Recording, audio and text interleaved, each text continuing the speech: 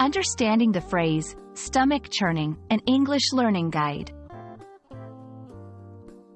Hello, everyone. Today, we're going to explore a very interesting English phrase, stomach churning.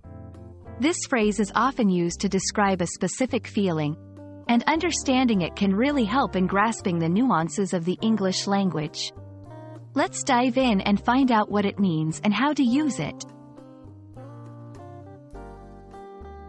Stomach churning is a descriptive phrase used to express a strong feeling of nervousness, anxiety, or disgust.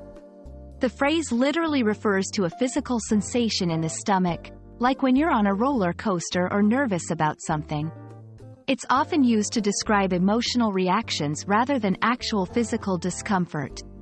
For example, before the interview, I had a stomach churning feeling.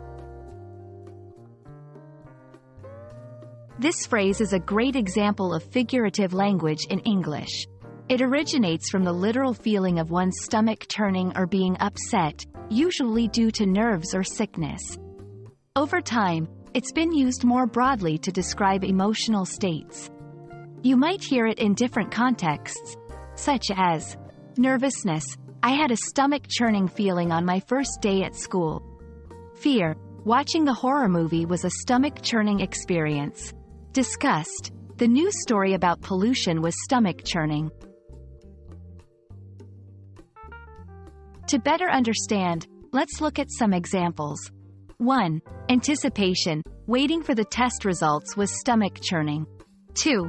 Excitement, the thought of riding the highest roller coaster was stomach churning. 3. Revulsion, the sight of the spoiled food was stomach churning. These examples show how versatile the phrase can be in conveying different intense emotions. Understanding synonyms can also help you grasp the meaning.